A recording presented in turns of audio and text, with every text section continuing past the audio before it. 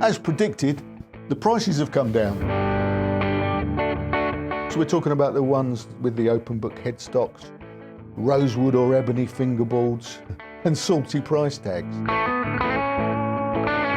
These high-end Epiphone inspired by Gibson Customs, I do think they're great. I do think they're great guitars. They look great, they sound great, they feel great, but they're too expensive. As soon as I saw it for what I thought was a reasonable price, that's why I pulled the trigger straight away. I mean, look at it. I mean, who wouldn't want to own it, eh?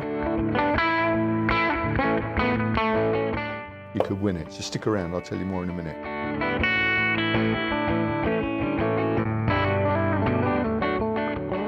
Guitaristas is proudly supported by Gear for Music. Hello, thanks for joining us. Welcome to the Guitaristas. It's finally happened. As predicted, the prices have come down. We're talking about the latest Epiphone inspired by Gibson custom range, which were launched only last May, 6 months ago. So it's taken 6 months, but finally the prices have, well, they've come down to what I think is much more reasonable. Because of course we're talking about the ones with the open book headstocks, rosewood or ebony fingerboards, and salty price tags. You know, and this is a theme on this channel whenever Epiphone release a new, better than ever, inspired by something or other guitar, it's normally got a stupid price tag attached to it. So I sneer at them, I say, oh, I'm not going to pay that, and I don't. Until I see a deal. And just this week, I'm online. I'm actually searching for what can we buy to flip in our next raffle. And you know, it's getting harder. I've raffled some nice guitars this year. If you've been following, a couple of Les Pauls, a couple of Gibson Les Pauls, Gibson SG, really nice Fender American vintage Jazzmaster, and oh yeah, an expensive Epiphone fibre. That's what started it all, wasn't it? At the beginning of this year. So I know the Epiphones are popular. I know the inspired by Gibson custom models are popular. So anyway, I'm online looking at guitar porn. Lo and behold, this came up with a considerable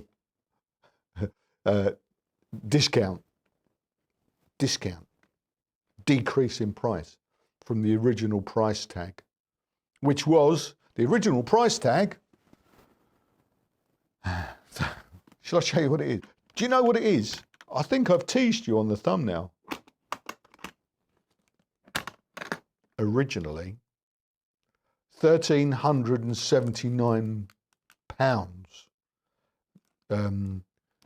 I think they're about $1,500 in the US. What is it? What did I get? Let me show you.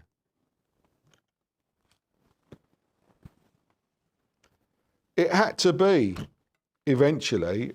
I mean, when it first came out, I thought, oh, I want one. How much? So, yeah, I mean, I was, I kind of thought it would drop. Most of these do.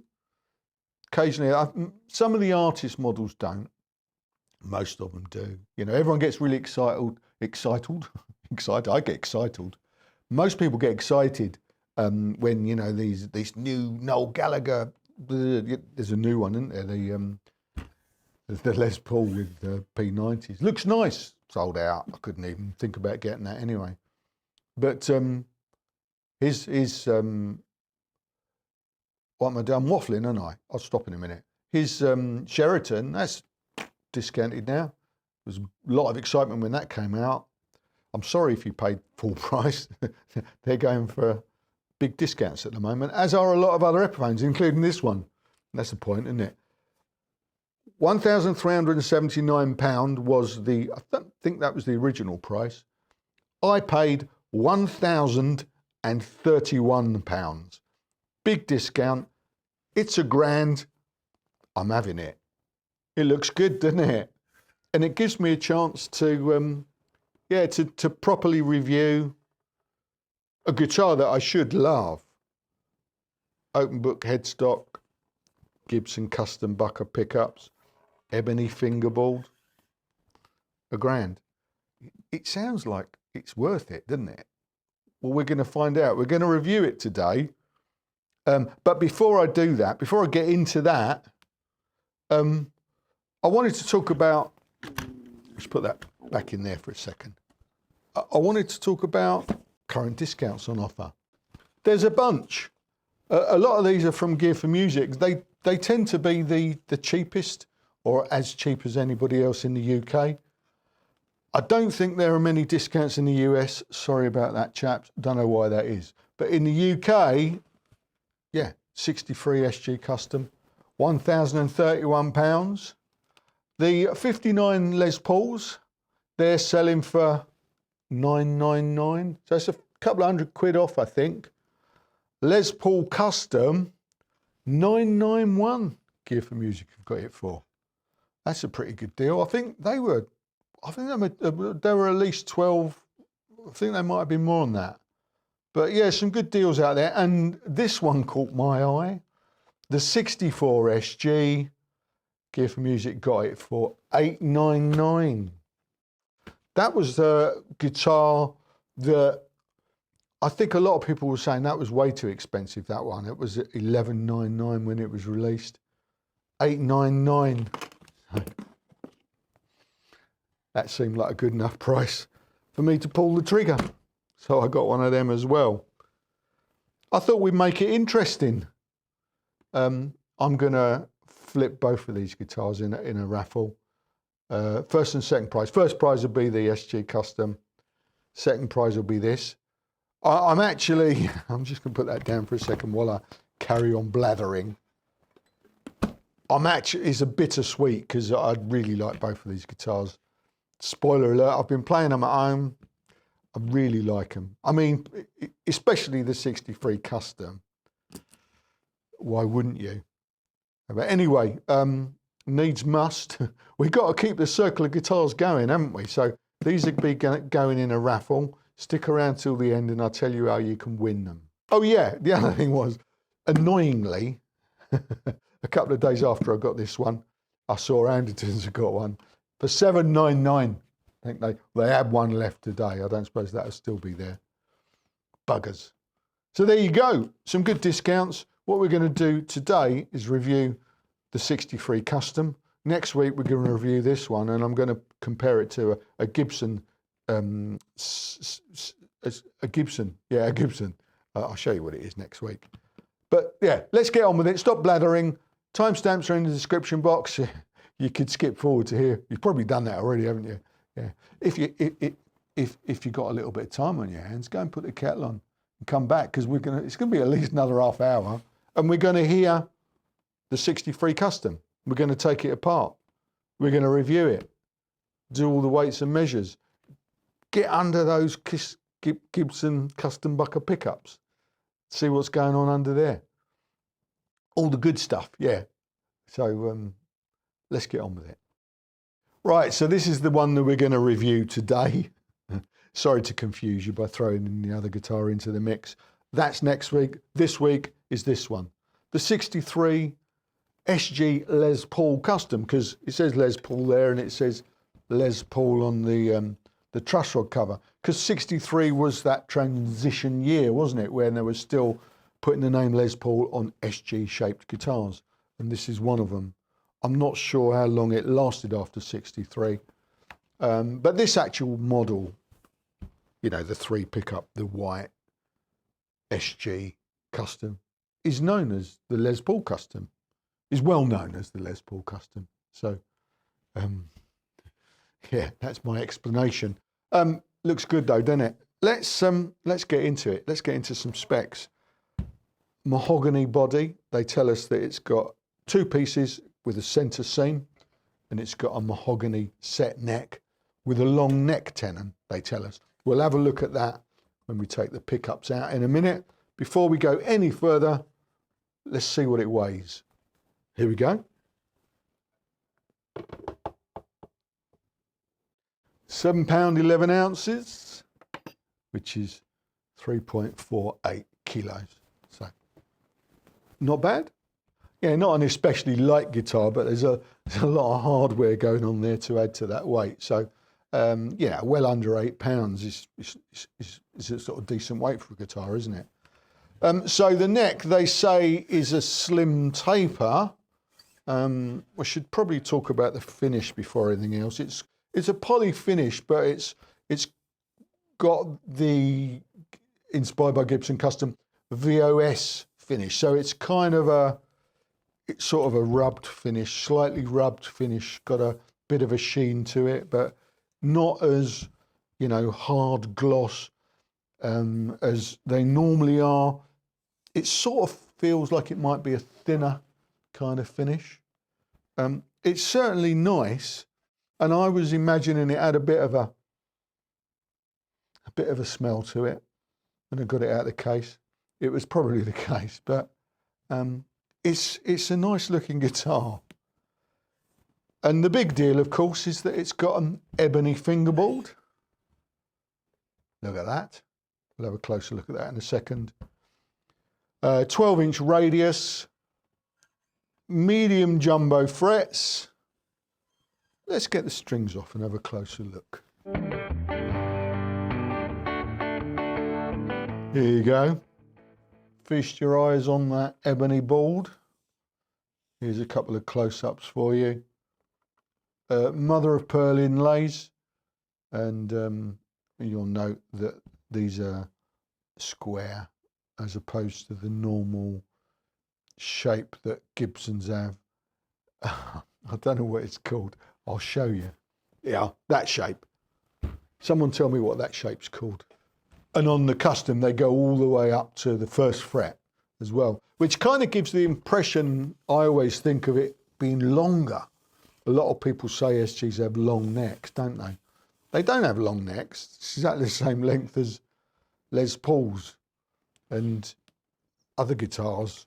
It's just that they join the body right up there at the 15, 17, 19, 22nd fret. Right up there, giving you all this wonderful fret access. I love an SG me. So there you go. The frets feel,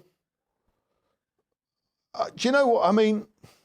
They don't feel rough, but normally when you run your fingers along like that, you don't really feel anything if it's a, you know, but I can feel something. It's not rough, it's not sharp, but it's something.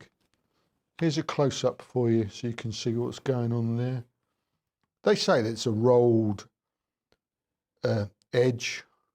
I don't think it's especially well rolled at the fret ends, that's the only thing. But it looks fine. Let's have a look at the neck profile and measurements on the screen before we go any further. Okay, here's the neck profile and measurements at the first fret. And here's the neck profile and measurements at the 12th fret.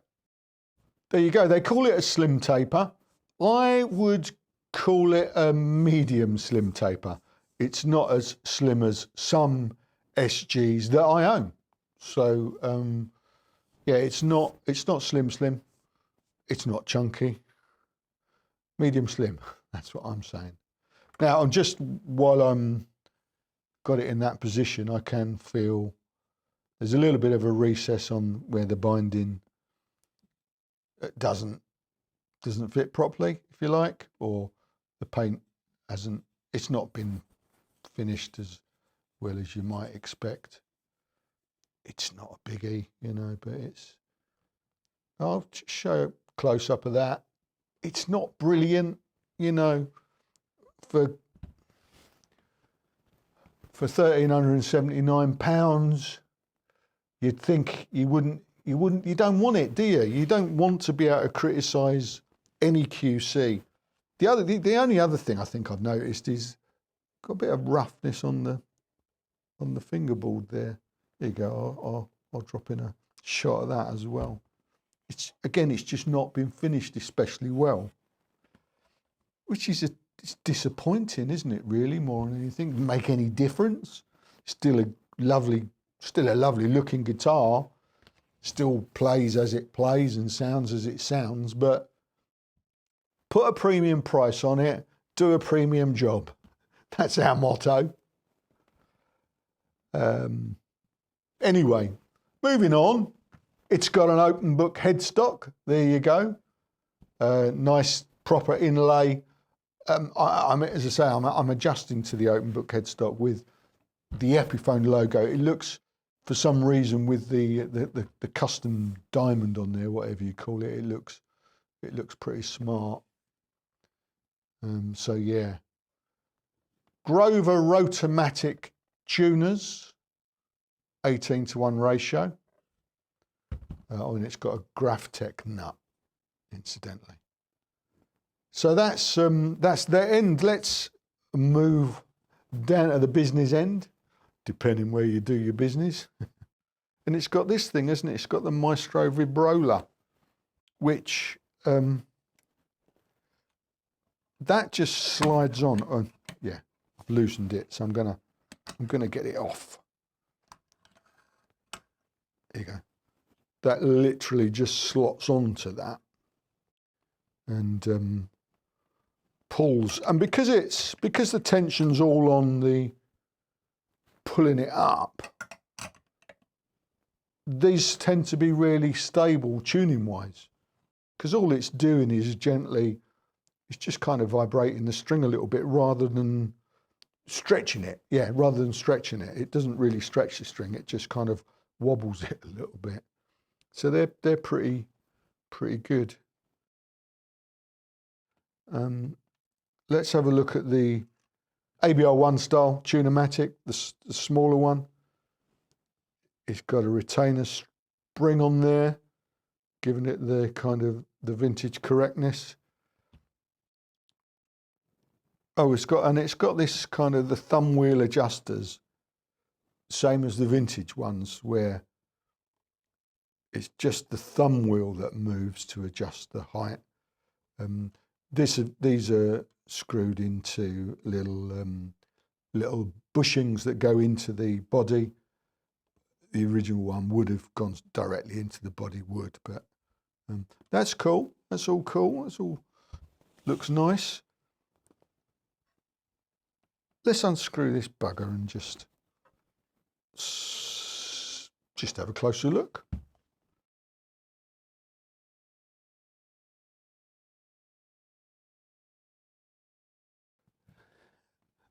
It really wasn't worth the effort, because all that is just a metal plate that covers up the business end. That's how it fits on the guitar. It's not really worth taking it off, but I'm gonna, for the sake of it. Well, actually, I can half do it, can't I? You get the idea. That's actually got a wonky screws there, but that's not me. That's like that from the factory. But that's what that looks like. That's how that fits. There you go. Let's well, before we have a look under the pickups, let's take some pickup readings. Right, let's start with the bridge on its own. We've got 7.83 kilo ohms, and the inductance of that is 4.32 henries. Let's go up to the neck. We've got a nice kind of vintagey reading of 7.9K. Inductance there, 4.33. Now in the middle position, that's these two pickups together, the bridge and the middle. And we're getting a reading of them two together of 4.38, 4.39. It's going up, going down. What is it? 4.5 Well, it's 4.5, 5, 5, 4, 4, 3, 2, 1. Well, that's interesting. Yeah. What I can tell you is that these two are out of phase. Look, you can see they're the same way round, like Peter Green's in Greenie, or Kirk Hammett's Greenie, or whatever you want to call it. They're the same way around, and that's given us an out of phase sound. And I can tell you that because I tried it at home, and it sounds pretty nice.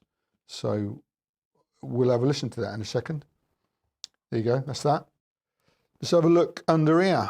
We'll take this little, I think it's probably called a goof plate, because they did tend to use things to cover up imperfections. And this may show us the neck tenon, or it may not, I don't know. Let's have a look, see.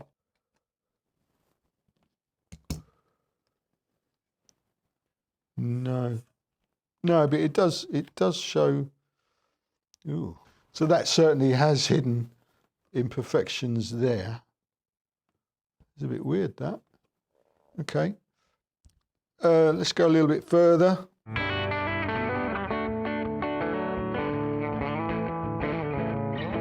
Yeah, it's a shame. It's cracked the paint on the top as that's come off.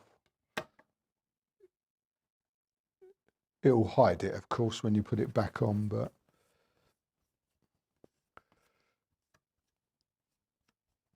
that's a shame. And here's it's 3-ply pick guard, very rough around the edges. Have they done that on purpose, maybe? Because the old ones were like that. I know. I think I know. They do that to some Les Pauls on purpose because they were unfinished. And maybe that's the same. Maybe it is a thing. I don't know. But there you go. That's what that looks like. Let's go further. Let's go neck pickup.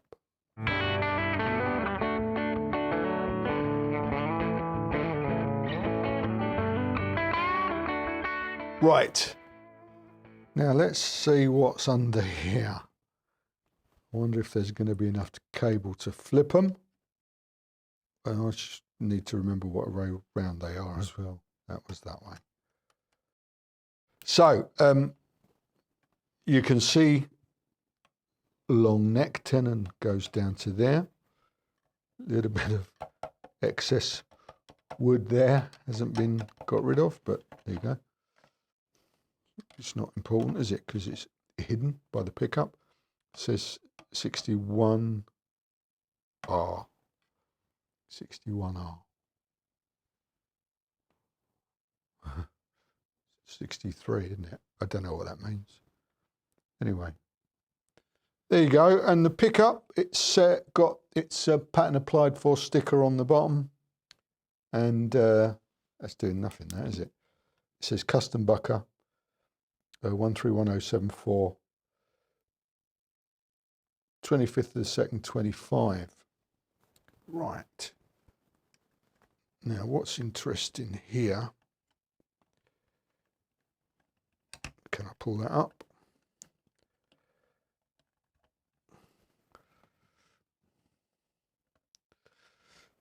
No, I don't know if I've got enough cable to pull that up. Bollocks. I can't flip that. Hang on. No, I can't. I haven't got enough cable to flip it. But what I can tell you is, like that one, it just says custom bucker. Doesn't distinguish like bridge or neck. Is the number the same? 131072. So that might mean something. And this one, again, bollocks.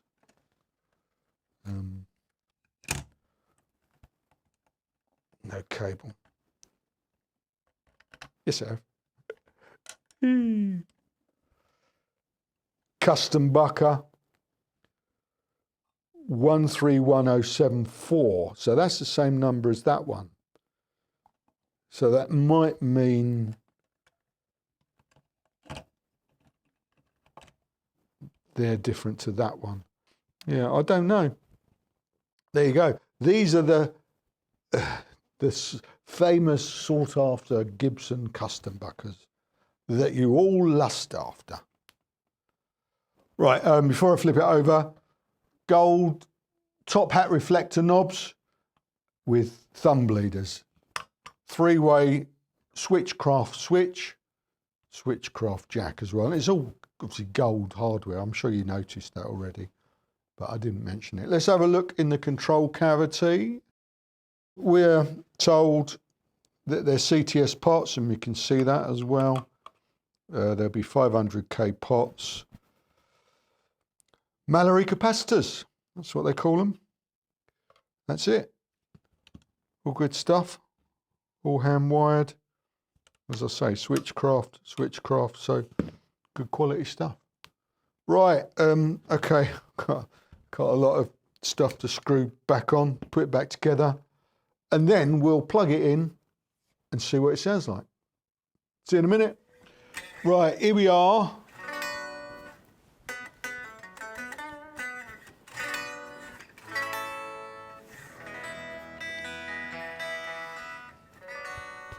That's what it sounds like unplugged. So on the board, I've got the clone. I've got the Rat. I might use them. If I do, I probably will. But if I do, I'll show you. I've got Croc's cam down there still. I kind of figured actually it's probably better. After 5 years, I finally moved the camera position. What do you think? Is it better? You can see everything on the board, can't you? And you can still see me foots, me Crocs. Right, okay, so here we go. This is what it sounds like, plugged in. I'll just roll the volumes back a little bit.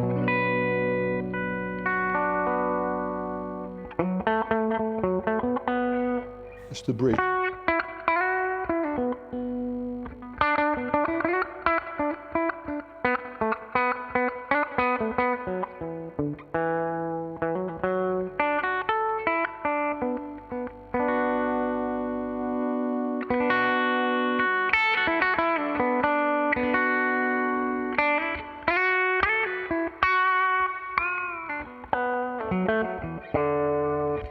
Neck.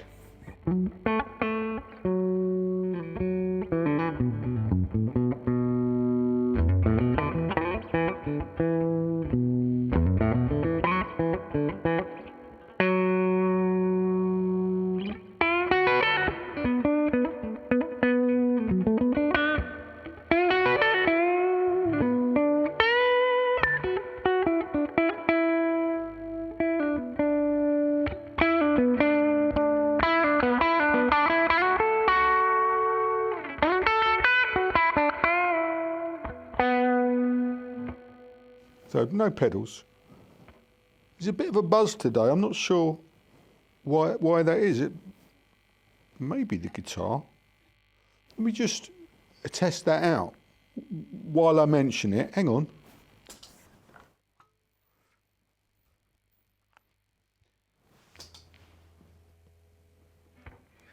It's the guitar.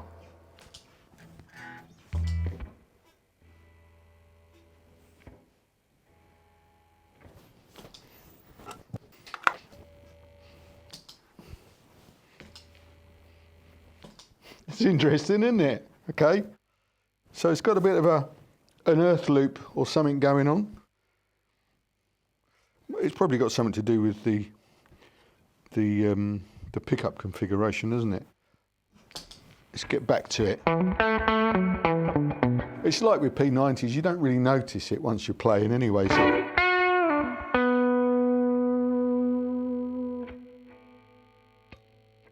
This is them together. Out of phase, isn't it?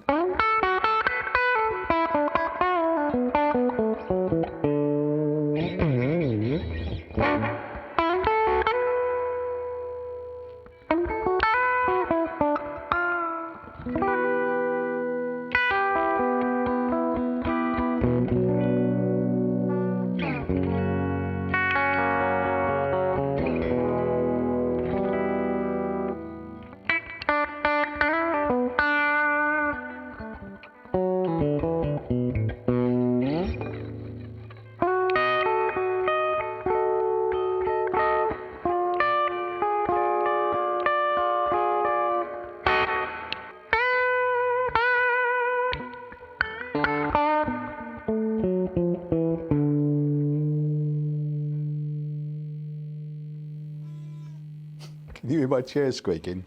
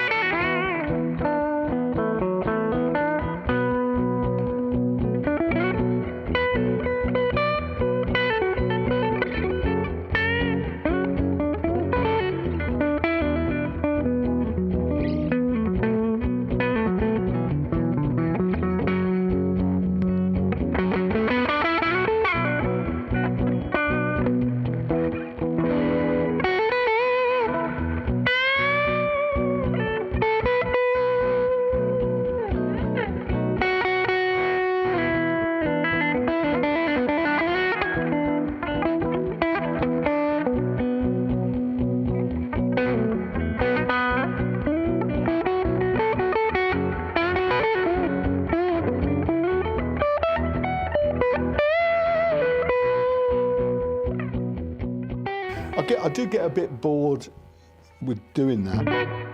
I bore myself, honestly. You know, dun, dun, dun, dun, dun. It sounds great when other people do it, but it just goes round in a loop, doesn't it? God, I don't know how people like Joe Bonamassa do it for an entire career. God, hang myself.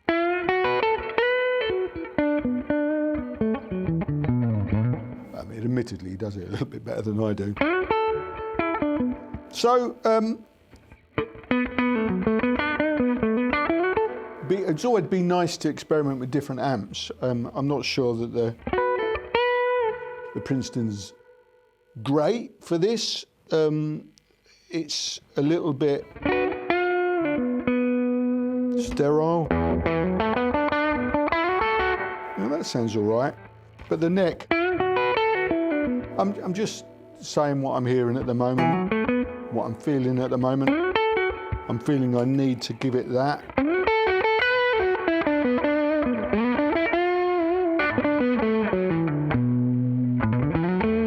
To bring it to life.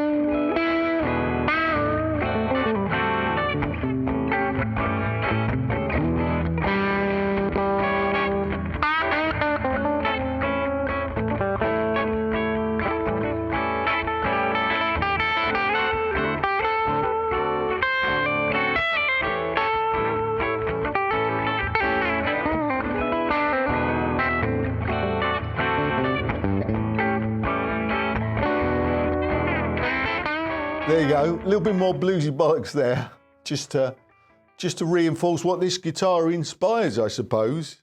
It's kind of a blues guitar, isn't it, really? Although you could do anything on it. In fact, in the play-out jam, I've done something a little bit different, just for my own benefit, really, because, as I say, I do get fed up with that. I mean, you just kind of find, when you're doing the sort of anything really based on a 12-bar, you kind of begin to recycle the riffs fairly quickly. So, yeah, and obviously I cut that short, but, you know, in the recording, I'm probably doing that for an extra 5 minutes, and I'm just bored shitless. I go, oh no, not again. But you have to do the blues on a guitar like this, don't you? It sounds all right, doesn't it? It sounds all right. When I say all right, I mean not remarkable. All right, okay, good. Not maybe remarkable, not as remarkable as you might expect, what with it being so high-end, you know, with the Gibson custom bucker pickups and all that. But, you know, I mean, really what I'm basing that comment on is every now and then a guitar feels special. This guitar feels special because of what it is, because it's aspirational. If you know what I mean, yeah, it's aspirational, isn't it? I mean, look, it's you know, I mean, look at it. I mean, who wouldn't want to own it, eh? And you know, just a reminder, stick around for another 5 minutes, and I'll tell you how you might be able to own this. You could win it. So stick around. I'll tell you more in a minute. But it's yeah, it's aspirational, and as soon as I saw it for what I thought was a reasonable price, that's why I pulled the trigger straight away. Because you can't, you know, I know when this came out at like nearly 1,400 quid, people were going, well, you know, the equivalent Gibson version is £6,000, and it is there. You know, it's £5,999 if you want a Gibson custom shop version. And if you want a vintage one, I didn't look, but it's going to be a little bit more than that, isn't it? What am I guessing? I'm guessing 15, 20 grand, maybe more than that. I don't know. I'm going to have a look. I'm going to have a look now and just insert a thing. What is it? Was I right? Was I close? Did I win the guitar? No. I'll tell you how that happens in a minute. So yeah, it's aspirational. From a player's point of view, it's just like an SG with an extra pickup, which I don't know if you heard, but I did keep catching my pick on that. So yeah, that can be a little bit of an adjustment there for when you're doing. I blame that for my poor picking when I was trying to do that fast bit there. It wasn't that, it was me. I need to practice more. But yeah, look, it's cool. Ebony fingerboard. I think that QC on this was just okay. Wasn't what you'd expect if you paid 1,400 quid for it and you saw a little bit of the things that I've pointed out. All right, you don't, all right, people won't see that under there because most people won't take that off. But you will see this rough edge of the pick guard there, and you'll go, oh, they could have sanded that off a little bit better. You will notice the line, the paint line there, where the binding, it actually overlaps the binding, actually. Yeah, I'll take a close-up of that. Yeah, actually, the paint overlaps the binding, which is why there's a ridge there. Again, a little bit of sandpaper, that would be a 30-second job, that, which they didn't do. But the binding looks nice. I mean, it's a nice colour, the binding, and the guitar's a nice colour. It probably looks a little bit white under these lights, but it's quite a nice cream colour. It's a very attractive guitar. I mean, there's no three ways about it. And it sounds good enough, doesn't it? I'm just going to have a look at my notes to see if I covered off the things that I needed to talk about, really. I think that's it. My feeling about this guitar is it's worth £1,000, definitely. I'd definitely recommend that. If you like the look of it and you like the idea of it, then yeah, I think £1,000. It's a pretty good value proposition for that money. You know, obviously you get a hard case with it as well, and you know, you won't lose a lot of money on that. At 1,400 quid, it was. I think it was just too expensive. I just think any Epiphone guitar over £1,000 is too expensive.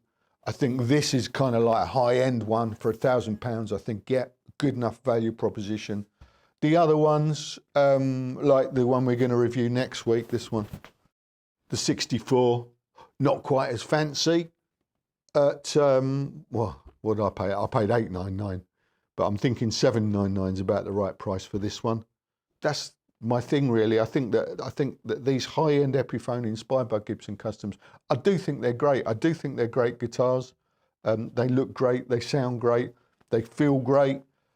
But they're too expensive, and if they just kind of started to not charge silly prices, they'd be a lot more popular, and they'd get a lot less shit off people like me for doing it. So there you go. I'm not gonna keep this. I was gonna keep this guitar. Honestly, when I bought this, and then I bought the other one, and I thought, well, I'll raffle the 64 standard because I've already got something very similar like that with Gibson on the headstock.